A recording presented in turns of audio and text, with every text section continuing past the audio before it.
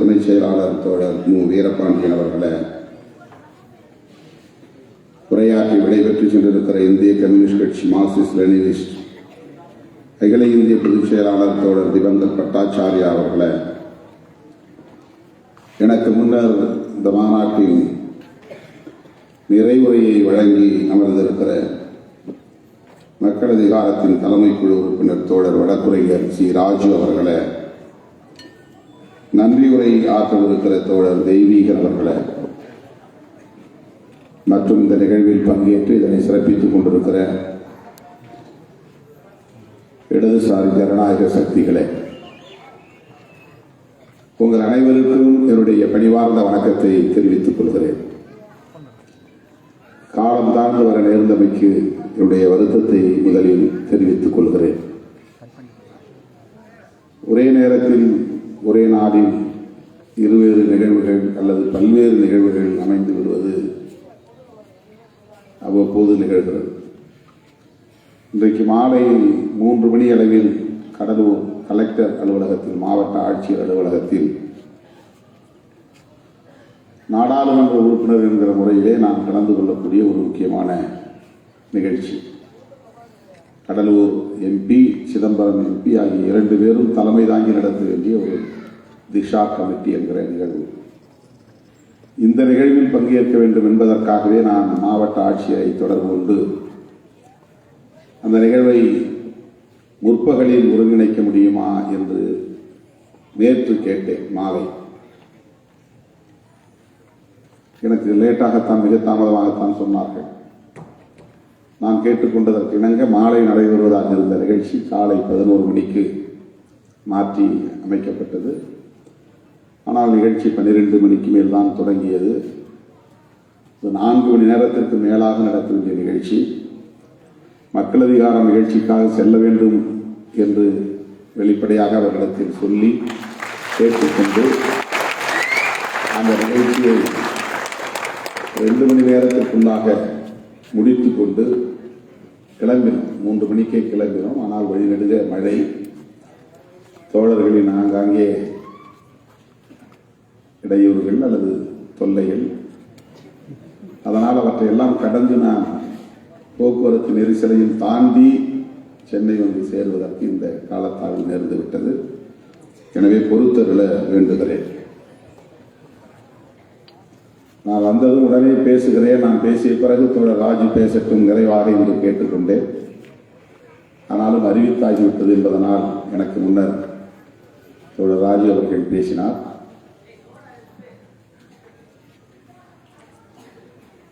எனக்குள்ள நெருக்கடிகளையும் இங்கே செல்ல கோபத்தோடு சுட்டிக்காட்டினார் அல்லது வருத்தத்தை வெளிப்படுத்தினார்.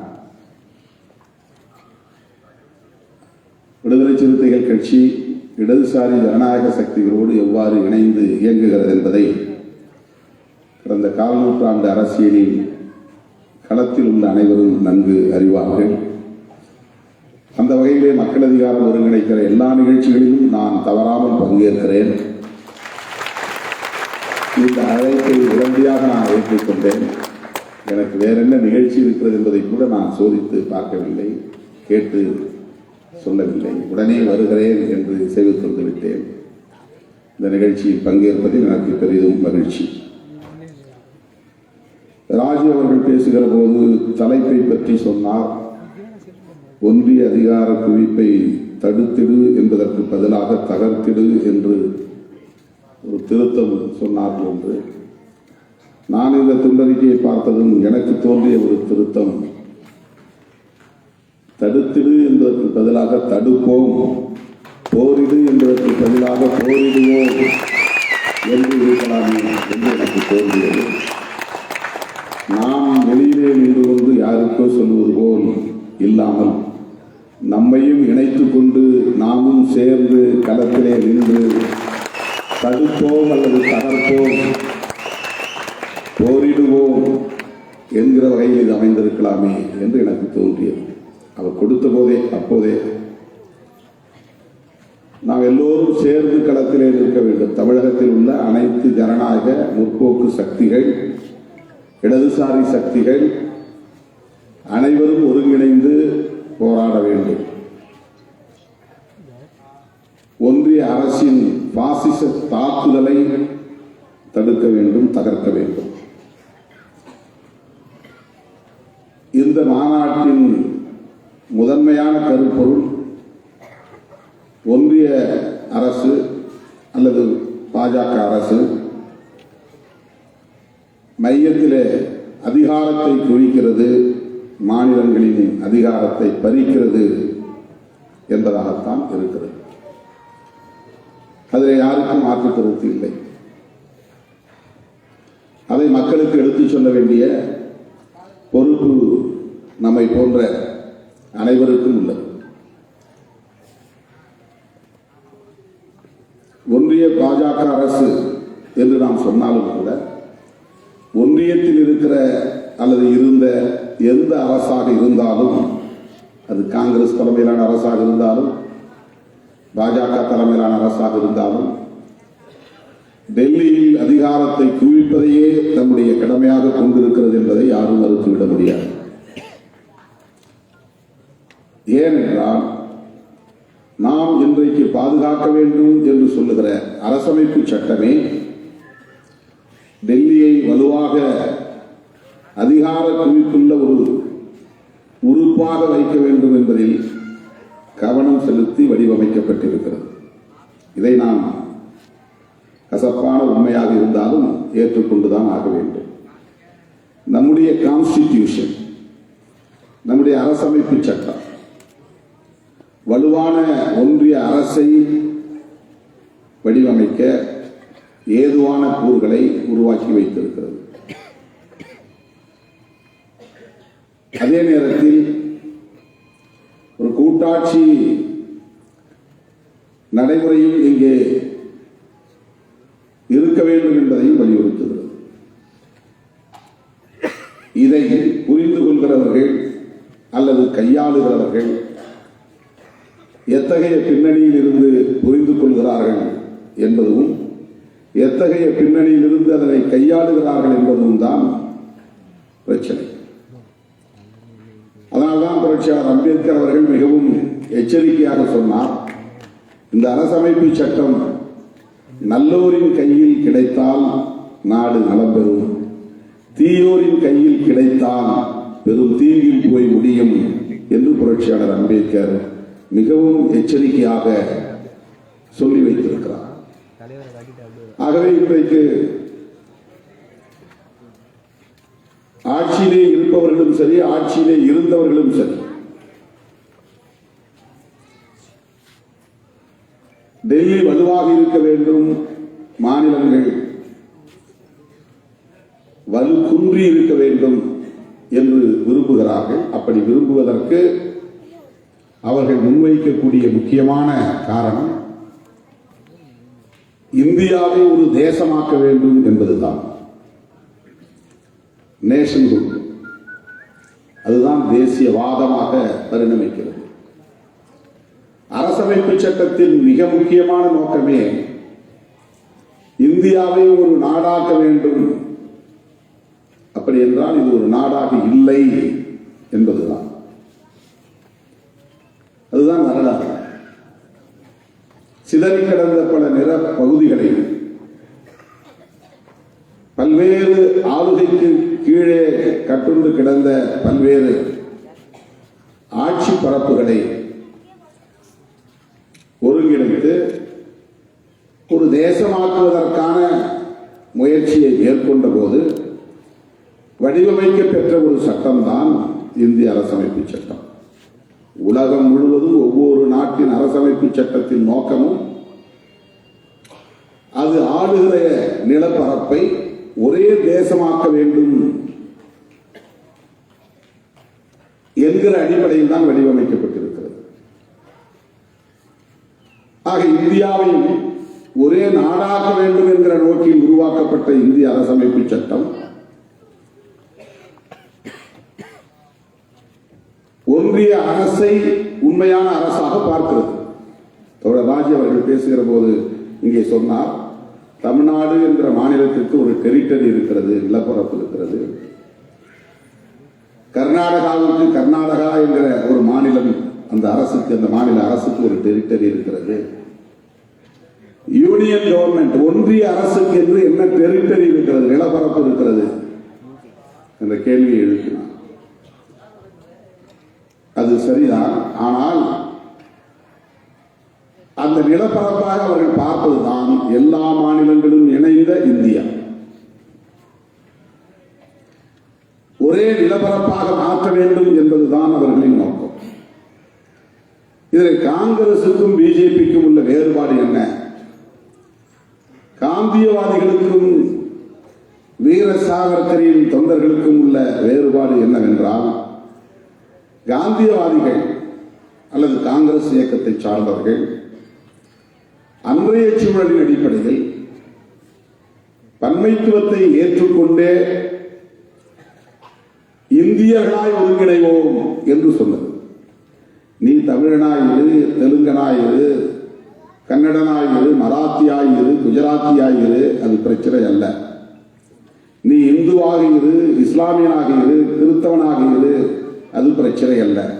ஆனால் இந்தியனாய் இரு என்பதுதான் காங்கிரஸ் முன்வைத்த தேசியவாதம். அது நாட்டினவாதம் என்று நாம் சொல்லலாம். ஆக அவர்கள் இந்தியர்களாய் இரு என்று சொல்லுவது எதனால், எப்படி என்று நாம் பார்த்தால், அன்றைக்கு இந்தியர்களுக்கான பொது எதிரி வெள்ளையனாய் இருந்தான், ஆங்கிலேயனாக இருந்தான், பிரிட்டிஷ்காரனாக இருந்தான், இங்கிலாந்து நாட்டை சார்ந்தவனாக இருந்தான். அந்த ஏகாதிபத்தியத்தை, ஆங்கிலேய ஏகாதிபத்தியத்தை எதிர்ப்பதற்கு இந்தியர் என்கிற உணர்வுதான் வேண்டும். உனக்கு சாதி உணர்வோ, மத உணர்வோ, மொழி உணர்வோ, மொழி சார்ந்த இன உணர்வோ இருந்தாலும் அதையெல்லாம் புறந்தள்ளி வைத்துவிட்டு, ஓரங்கட்டி ஒதுக்கி வைத்துவிட்டு இந்தியனாய் அணிதிரளுங்கள். அப்போதுதான் அந்நியனை நாம் விரட்டி அடிக்க முடியும். ஆகவே காங்கிரஸ்காரன் முன்வைத்த தேசியவாதம் என்பது இந்தியர் என்கிற ஒருமைப்பாடு, இந்தியர் என்கிற ஒற்றுமை. ஒற்றுமை என்பது ஆங்கிலத்தில் யூனிட்டி, ஒருமைப்பாடு என்பது ஆங்கிலத்தில் இன்டெகிரிட்டி.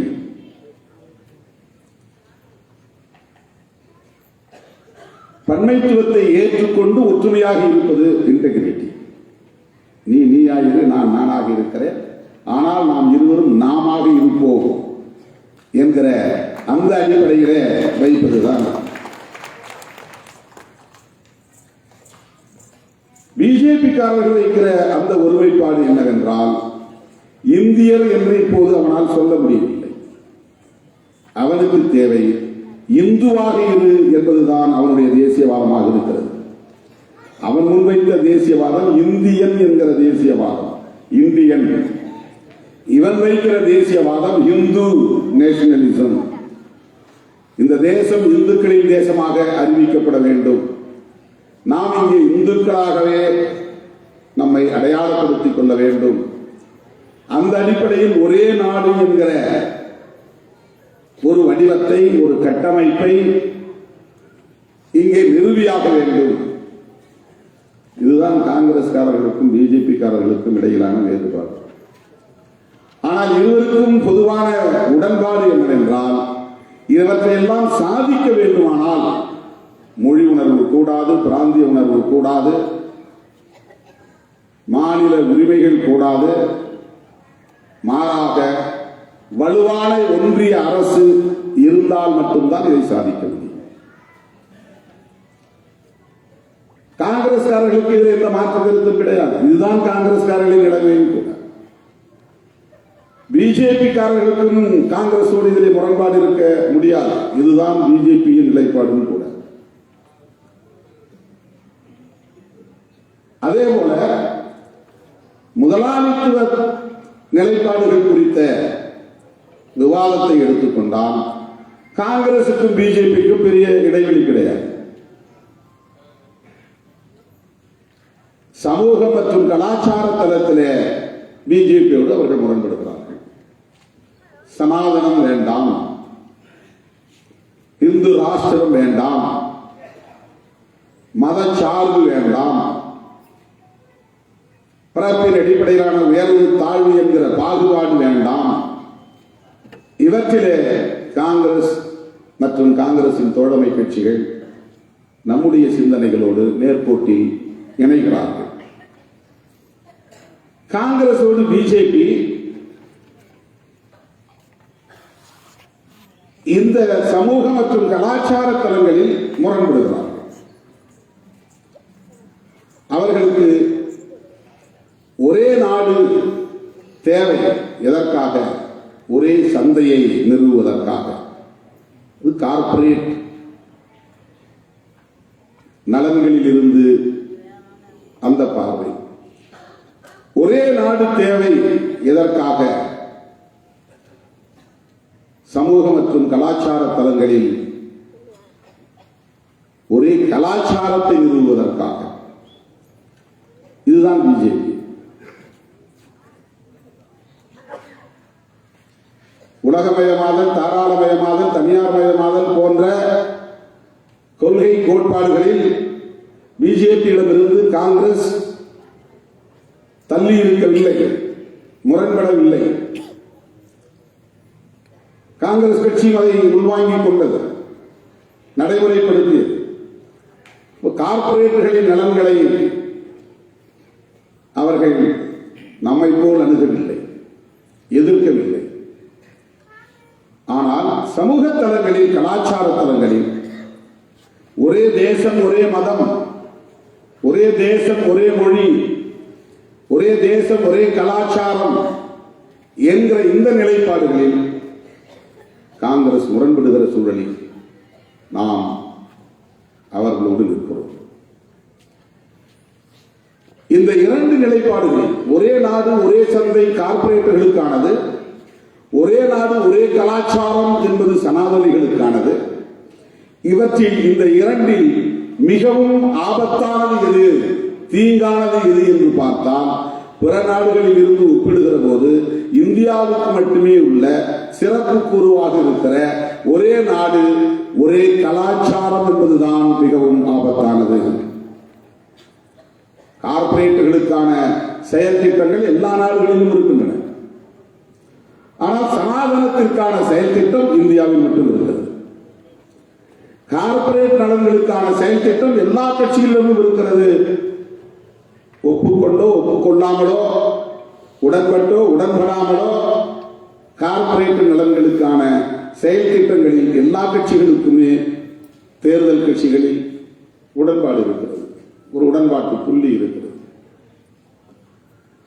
ஆனால் சமூகம் மற்றும் கலாச்சார தளங்களில் சனாதனத்தை நிலைநாட்டுவதற்கு அல்லது பாதுகாப்பதற்கு, தலைமுறை தலைமுறையால் நிறைவு வருகிற இந்த சமூக ஒழுங்கை சீர்குலையாமல் பாதுகாப்பதற்கு, பிறப்பின் அடிப்படையிலான உயர்வு தாழ்வு என்கிற இந்த சமூக கட்டமைப்பை தகர்க்க விடாமல் தடுப்பதற்கு, கோல்வாக்கரின் கனவை நனவாக்குவதற்கு, வீர சாவர்கரின் செயல் திட்டத்தை நடைமுறைப்படுத்துவதற்கு இந்து ராஷ்டிரம் என்பது தேவையாக இருக்கிறது. அதை அறிவிப்பதற்கு இன்றைக்கு அவர்களின் முன்னால் இருக்கிற மிகப்பெரிய முட்டுக்கட்டை எது என்றால், காங்கிரஸோ கம்யூனிஸ்டுகளோ அல்ல, திமுக போன்ற திராவிட கட்சிகளோ அல்ல. இவையெல்லாம் எதிர்க்கின்றன, விமர்சிக்கின்றன. இவற்றையெல்லாம் அவர்கள் தேர்தல் களத்தில் எதிர்கொள்கிறார்கள். ஆனால் அவர்களின் சனாதன கனவுகளுக்கு மிகப்பெரிய முட்டுக்கட்டையாக இருப்பது, இந்து ராஷ்டிர கனவை நனவாக்க விடாமல் தடுக்கும் வகையில் முட்டுக்கட்டையாக இருப்பது இந்திய அரசமைப்பு சட்டம் தான், கான்ஸ்டிடியூஷன் ஆஃப் இந்தியா என்பதுதான். எப்படி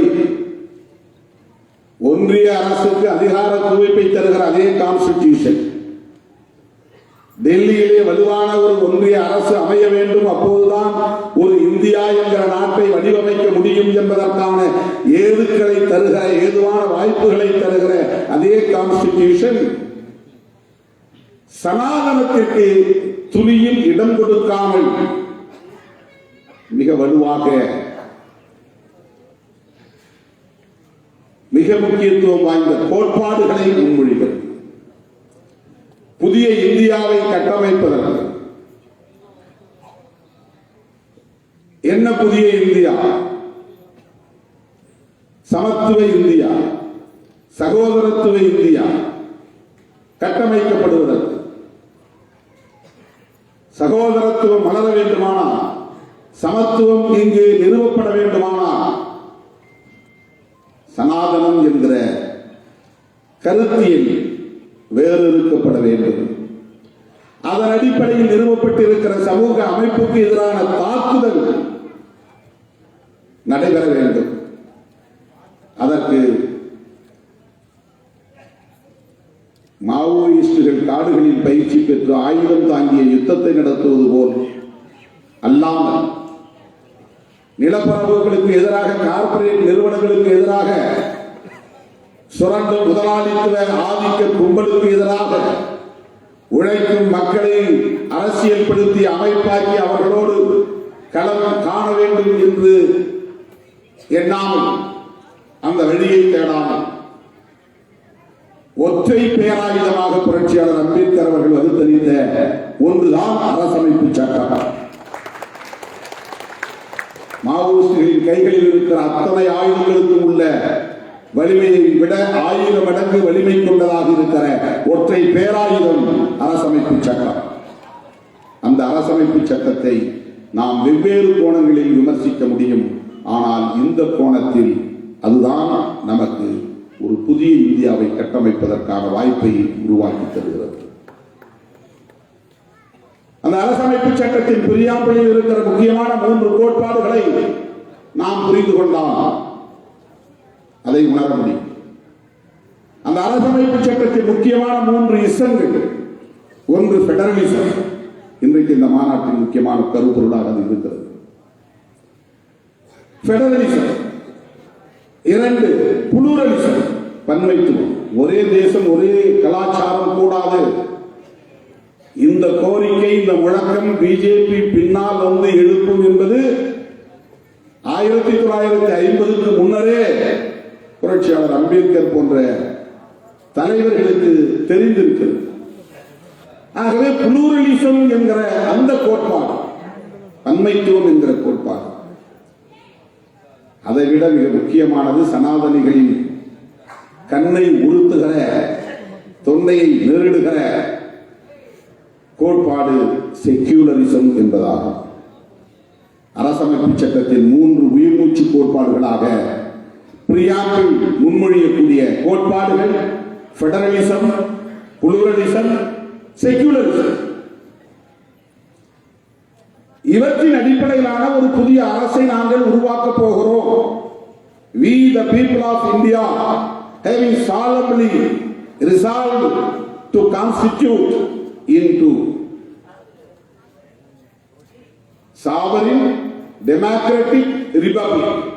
இப்படி ஒரு அரசை நாங்கள் உருவாக்க ஒருமித்த முடிவை எடுத்திருக்கிறோம். இந்த 3 சொற்கள் தான் இந்தியன் யூனியன் கவர்மெண்ட்டுக்கான definition. What is union government அப்படின்னு கேட்டா, it is nothing but sovereign democratic republic. இறையாண்மையுள்ள ஜனநாயக குடியரசு. அதிலே மதசார்பின்மை என்கிற சொற்றொடர் இல்லை, செக்யூலரிசம் இல்லை, சமதர்மம் என்கிற சொல், சோசலிசம் என்கிற சொல் இல்லை. 1950 ஜனவரி 26 அன்று நடைமுறைக்கு வந்த அந்த அரசமைப்பு சட்டத்தின் பிரியாம்பிள் என்கிற முகப்புரையில் யூனியன் கவர்மெண்ட் என்பதற்கான விவரணையில் இந்த 3 சொற்கள் மட்டுமே இருந்தது. இது குடியரசு. எப்படிப்பட்ட குடியரசு? ஜனநாயக குடியரசு. எப்படிப்பட்ட ஜனநாயக குடியரசு? இறையாண்மையுள்ள ஜனநாயக குடியரசு. வேறு எந்த நாடும் எங்களின் கொள்கை முடிவில் தலையிட முடியாது, எங்களை நாங்களே ஆண்டு கொள்ளுகிற ஆளுமையை பெற்றிருக்கிறோம் என்று சொல்லுகிற இறையாண்மையுள்ள ஜனநாயக குடியரசு. எதற்காக? இங்குள்ள ஒவ்வொரு குடிமகனுக்குமான நீதி, சுதந்திரம், சமத்துவம், சகோதரத்துவம் ஆகியவற்றை நிறுவுவதற்காக. இதுதான் பிரியாம்பிள். இதுதான் மேனிஃபெஸ்டோ ஆஃப் மாடர்ன் இந்தியா. இதுதான் புதிய இந்தியாவை கட்டமைப்பதற்கான கொள்கை அறிக்கை. சனாதனத்தை தகர்க்கும் வெடிமருந்து கிடங்கு.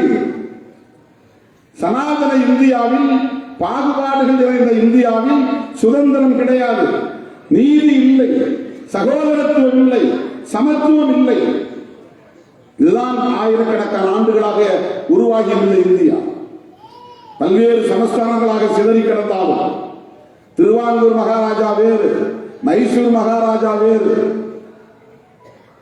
ஆனால் இவர்கள் ஆட்சி அதிகார எல்லைக்குள்ளே இருந்த சமூக கட்டமைப்பு சனாதன கட்டமைப்பாக இருந்தது.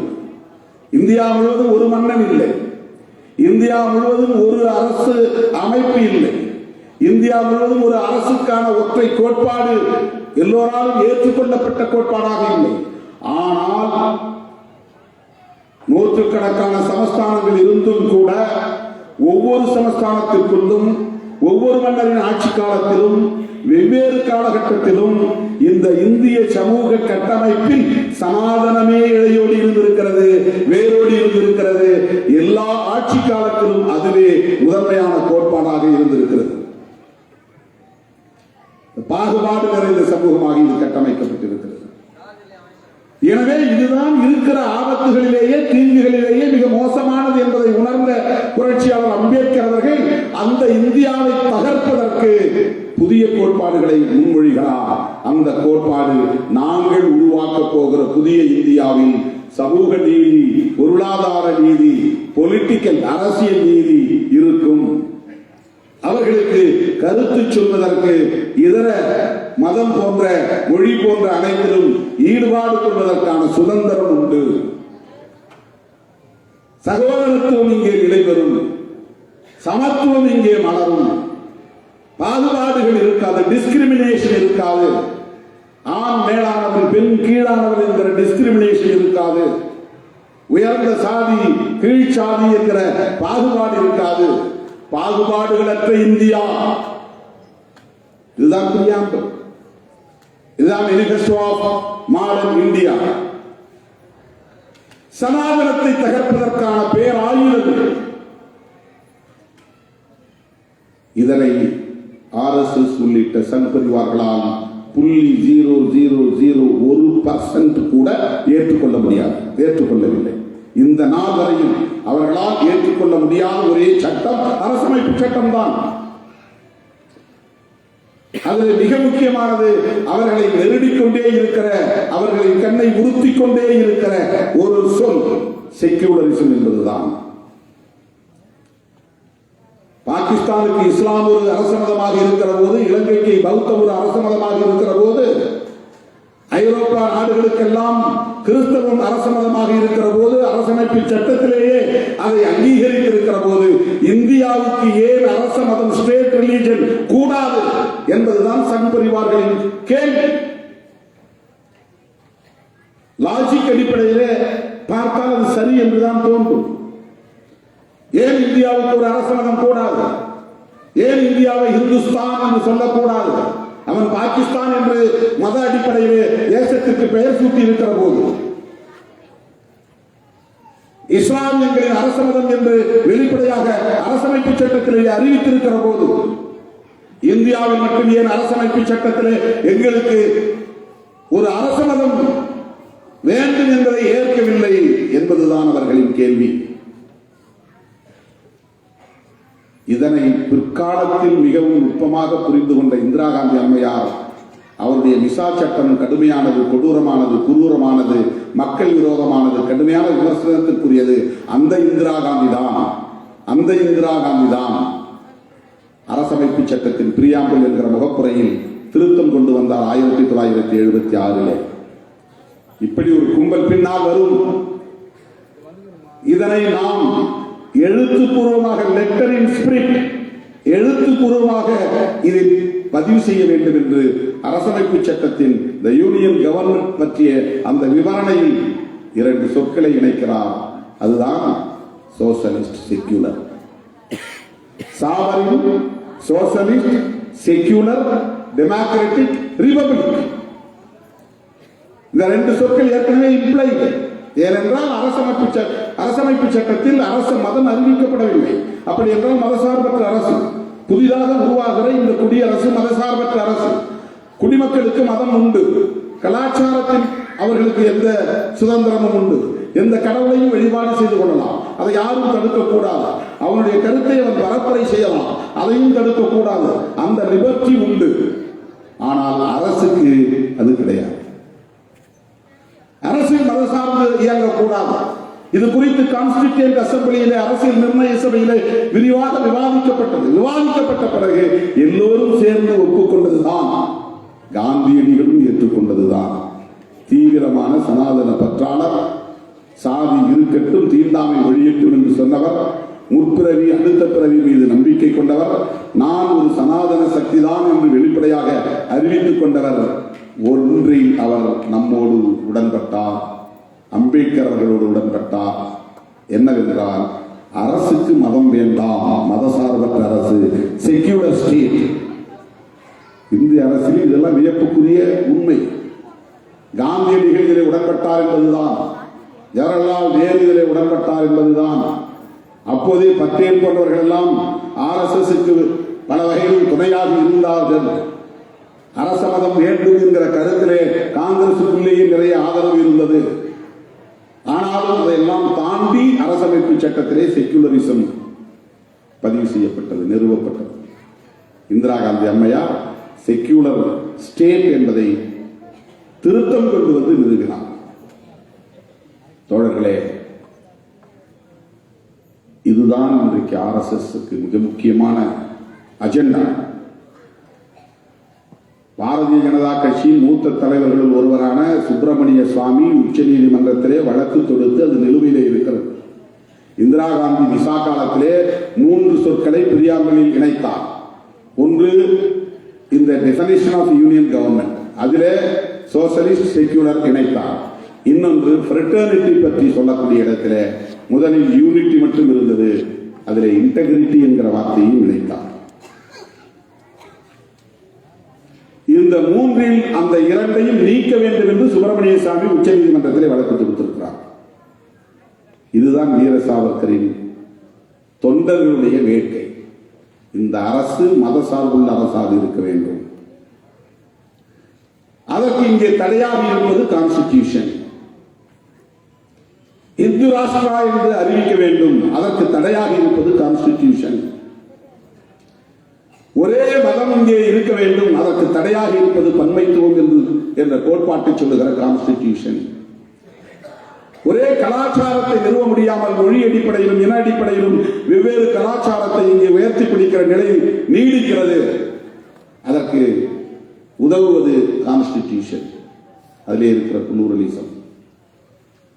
தொடர்களே, ஏன் இதையெல்லாம் அவர்கள் தாக்குதல் நடத்துகிறார்கள் என்றால், கார்ப்பரேட் நலன்களுக்காக சேவை செய்வது என்பது உலகில் உள்ள அத்தனை நாடுகளில் பிறவிக்கிறதாகவே இருக்கிறது. ஒவ்வொரு அரசுக்கும் உலக நாடுகள் அனைத்துமே உலகமயமாதல், தாராளமயமாதல், தனியார்மயமாதல் என்பதை ஏற்றுக்கொண்டு உலகத்தையே ஒரே யூனிட்டாக மாற்றி இந்தியாவை மட்டுமல்ல உலகத்தையே ஒரே சந்தையாக்குவது என்பதுதான் புதிய பொருளாதார கொள்கையின் நோக்கம். உலகமே ஒரே சந்தையாக இருக்கிறது. நான் சின்ன பிள்ளையா இருக்கும்போது எங்க ஊருக்கு யாராவது உப்பு விற்க வந்தா முன்னாலே ஒருத்தர் போய் தடுத்துருவார். தடுத்துட்டு ஊருக்குள்ள நுழைஞ்சா வரி கட்டணும். ஒரு பேப்பர்ல எழுதி 5 ரூபா கொடுங்க, 5 ரூபா வாங்கிட்டு தான் உள்ள வந்து வெங்காயம் விற்க முடியும், உப்பு விற்க முடியும். சக்கரவள்ளி கிழங்கு எடுத்துட்டு வருவாங்க, மாங்காய் எடுத்துட்டு வருவாங்க, கருவாடு எடுத்துட்டு வருவாங்க. ஊருக்குள்ள விட மாட்டாங்க. ஊருக்குள்ள தடுத்து நீ ஊருக்கு இவ்வளவு ரூபா வரி கட்டிட்டு அப்புறம் உள்ள போ. இது வியாபாரிகளுக்கு ஒரு தடை தானே. இப்படித்தான் ஒவ்வொரு நாட்டுக்குள்ளேயும் ஒரு முதலாளி நுழையும் போது அந்த நாட்டில் பல சட்டங்கள் இருந்தன. அவர்கள் உள்ளே அவ்வளவு எளிதாக நுழைய முடியாது, அவன் சந்தையை விரிவுபடுத்த முடியாது. இந்த தடைகளை எல்லாம், தேச வரம்புகளின் மூலம் நிலவிய தடைகளை எல்லாம் உடைத்துவிட்டு முதலாளி எந்த தேசத்திலும் உட்கார்ந்த இடத்தில் இருந்த முதலீடு செய்ய முடியும். அவன் இந்தியாவுக்கு வரணும்னு அவசியம் இல்லை. ஆனா அவனுடைய ஃபார்முலா, டெக்னிக்கல் நோகோ இங்க வந்துடும். அவனுடைய ஆட்கள் வேலை செய்ய மாட்டார்கள், நம்முடைய ஆட்கள் வேலை செய்வார்கள். அவனுக்கான மெட்டீரியல் எதுவும் இருக்காது, நம்முடைய மெட்டீரியல். அவனுக்கு தண்ணீர் அவன் நாட்டில் இருந்து வராது, நம்முடைய நாட்டில் இருந்தே வரும். எல்லாவற்றையும் நாமே செய்வோம். இதில் வரக்கூடிய கழிவுகளை அவன் நாட்டில் கொண்டு போய் போட போவதில்லை, நம்முடைய நாட்டிலேயே கொண்டு கொட்ட போகிறோம். ஆனால் அவனுக்கு லாபம் போய்கொண்டிருக்கும். புதிய பொருளாதார கொள்கை உலகத்தையே ஒரு யூனிட்டாக மாற்றி இருக்கிறது. ஏனென்றால் உலகம் ஒட்டுமொத்தமாகவும் அவனுக்கான சந்தையாக மாற்றுகிறார். எனவே கார்ப்பரேட் நலன்களுக்காக பாராட்டுவது என்பது உலகத்தில் தோன்றியிருக்கிற அத்தனை நாடுகளுக்கும் அல்லது அரசுகளுக்குமான ஒரு கடமையாக இருக்கிறது. இந்தியாவில் அதிலிருந்து மாறுபட்ட இன்னொன்றும் மக்களுக்கு விரோதமாக இருக்கிறது. அதுதான் சனாதனத்தின் அடிப்படையிலான கருத்தியல், மக்களை பாகுபடுத்துகிற கருத்தியல், பரப்பின் அடிப்படையிலான இந்த உயர்வு தாழ்வை நிலைப்படுத்துகிற கருத்தியல், மதவாத கருத்தியல், மத சார்பின்மைக்கு எதிரான கருத்தியல். அருமை தோழர்களே, இந்த மதசார்பின்மையை காப்பாற்றுவது என்பதே இன்றைக்கு நம் முன்னால் இருக்கிற மிக முக்கியமான சவாலாக இருக்கிறது. அரசமைப்பு சட்டத்தின் உயர்மூச்சு கோட்பாடுகளிலேயே முதன்மையானது மதச்சார்பின்மை, செக்யூலரிசம். RSS உள்ளிட்ட சங்பரிவார்களின் யுத்தமே செக்யூலரிசத்திற்கு எதிரான யுத்தம் தான். அவர்களின் அத்தனை நடவடிக்கைகளும் செக்யூலரிசத்தை தூக்கி எறிவதற்காகத்தான். அவர்களின் ஒவ்வொரு செயல் திட்டமும் அரசமைப்பு சட்டத்தையே செயலிழக்க வைப்பது. இதுதான் நவீன பாசிசம். அதாவது சட்டத்தை பயன்படுத்தியே சட்டவிரோதமாக செயல்படுவது, ஜனநாயகத்தை பயன்படுத்தியே ஜனநாயக விரோதமாக செயல்படுவது, பெரும்பான்மைவாதத்தை பயன்படுத்தி தங்களுடைய மெஜாரிட்டியின் மூலமாக வக்ஃப் திருத்த சட்டத்தை நிறைவேற்றுகிறார்கள். அது அரசமைப்பு சட்டத்திற்கு எதிரானது, ஆனால் நிறைவேற்றுகிறார்கள். ஆர்டிகிள் 370 அதை நீக்குகிறார்கள். அந்த அரசமைப்பு சட்டத்திற்கு எதிரானது, ஆனால் அரசமைப்பு சட்டத்தை பயன்படுத்திய தங்களுக்குள்ள பெரும்பான்மை பலத்தை பயன்படுத்தி 370 நீக்கி ஜம்மு காஷ்மீரை இரண்டாக உடைக்கிறார்கள். Anti constitution by law. அவர்கள் அரசமைப்பு சட்டத்திற்கு எதிராக வேலை செய்கிறார்கள், ஆனால் சட்டத்தின்படி செய்கிறார்கள். இதுதான் நவீன பாசிசம். இந்த சனாதன சக்திகளின் இன்னொரு முகத்தை மக்களிடத்திலே நாம் அம்பலப்படுத்த வேண்டியிருக்கிறது. மதச்சார்பின்மையை காக்க நாம் ஒருங்கிணைந்து போராட வேண்டியிருக்கிறது. இதற்காகத்தான் எத்தனை முரண்கள் இருந்தாலும் விமர்சனங்கள் இருந்தாலும் காங்கிரஸ் போன்ற கட்சிகளோடு இணைந்து நாம் கைகோர்த்து களமாட வேண்டிய தேவை இருக்கிறது. சனாதனிகள் மிகவும் ஆபத்தானவர்கள், பயங்கரவாதிகள். இது ஒரு கருத்தியல் பயங்கரவாதம். தோழர் பேச்சிலே ஒன்றை குறிப்பிட்டால் உள்நாட்டு யுத்தம். பயங்கரவாதம் என்பதே முதலில் அரசிடமிருந்து தோன்றுவதுதான். மாவோயிஸ்டுகள் நடத்துகிற போராட்டமோ அல்லது மற்றவர்கள் நடத்துகிற ஆயுதம் தாங்கிய தாக்குதலோ எதிர்வினை தான். அது கவுண்டர் டெரரிசம். டெரரிசம் பொதுவாக இயல்பாக ஆட்சியாளர்களிருந்து பிறப்பதுதான் டெரரிசம். அரச பயங்கரவாதம் தான் ஒரிஜினல். அதற்கு எதிர்வினைதான் ஹமாஸாக இருந்தாலும் சரி, பாகிஸ்தானில் இருக்கிற LTTE-ஆக இருந்தாலும் சரி. அவர்கள் ஆட்சியாளர்கள் இல்லை. அரச பயங்கரவாதத்தை எதிர்கொள்வதற்காக எதிர்வினையாற்றுகிறார்கள். சத்தீஸ்கரிலும் ஒடிசாவிலும் தெலுங்கானாவிலும் காடுகளிலே பதுங்கி இருக்கக்கூடிய அந்த தோழர்கள் மாவோயிஸ்டுகள் கனிம வளங்களை பாதுகாக்க வேண்டும், மண் வளங்களை பாதுகாக்க வேண்டும், பழங்குடியினரை பாதுகாக்க வேண்டும், சாதிய கொடுமைகளை தடுத்து நிறுத்த வேண்டும் என்பதற்காக அந்த மக்களோடு ஆயுதம் ஏந்தி நிற்கிறார்கள் களத்தில். இது எதிர்வினை, இது ஒரு கவுண்டர் ரியாக்ஷன். ஆனால் அவர்கள் இவர்களையும் பயங்கரவாதிகள் என்று இன்றைக்கு ஹெலிகாப்டர்களை போய் குண்டுகளை வீசி அப்பாவி மக்களை, பழங்குடியின மக்களை மாவோயிஸ்டுகள் என்கிற பெயரால் படுகொலை செய்கிறார்கள். இதை எப்படி தடுப்பது? சாதியின் பெயரால் கொத்து கொத்தாக இந்த மண்ணில் பலர் கொல்லப்பட்டு இருக்கிறார்கள். வெண்மணியிலே 44 பேர் கொல்லப்பட்டார்கள். 26 பேர் பெஹல்காமிலே கொல்லப்பட்டதும் ஒட்டுமொத்த தேசமே கொந்தளிக்கிறது. படைகள் தயாராகின்றன, ஏவுகணைகள் வீசப்படுகின்றன, யுத்தம் அறிவிக்கப்படுகிறது, உலக நாடுகள் எல்லாம் தலையிடுகின்றன. 44 பேர் கொல்லப்பட்டது இருட்டடிப்பு செய்யப்பட்டு விட்டது. இடதுசாரிகளை தவிர அப்போது யாரும் எதிர்வினையாற்றவில்லை. மேலவளவிலே பட்டப்பகலில் 7 பேர் கொடூரமாக வெட்டி படுகொலை செய்யப்பட்டார்கள். மேலவளவு முருகேசனின் தலை துண்டிக்கப்பட்டு கால்பந்தாக அதனை உதைத்து விளையாடினார். கண்டன அறிக்கைகள் கூட தமிழ்நாட்டில் வரவில்லை. நாடு அமைதி காக்கிறது. ஹரியானாவிலே செத்த மாட்டுத்தோலை உரித்தார்கள் என்பதற்காக 4-5 தலித்துகளை செத்த மாட்டு பசுத்தோலை உரித்தது குற்றம் என்று 5 பேரை படுகொலை செய்தார்கள். இப்படி சொல்லிக் கொண்டே போகலாம். இந்த சாதிய பயங்கரவாதத்தை, சனாதன பயங்கரவாதத்தை எப்படி எதிர்கொள்ளப் போகிறோம்? மதச்சார்பின்மைக்கு எதிராக இன்றைக்கு RSS உள்ளிட்ட சங்பரிவார்கள் கொடுக்கிற இந்த கருத்தியல் பயங்கரவாதத்தை எப்படி நாம் எதிர்கொள்ளப் போகிறோம்? இவற்றையெல்லாம் நாம் விரிவாக விவாதிக்க வேண்டியிருக்கிறது. ஒருங்கிணைந்து செயலாற்ற வேண்டியிருக்கிறது. அனைத்து ஜனநாயக சக்திகளையும் இடதுசாரி சக்திகளையும் ஒரே களத்தில் இணைக்க வேண்டியிருக்கிறது.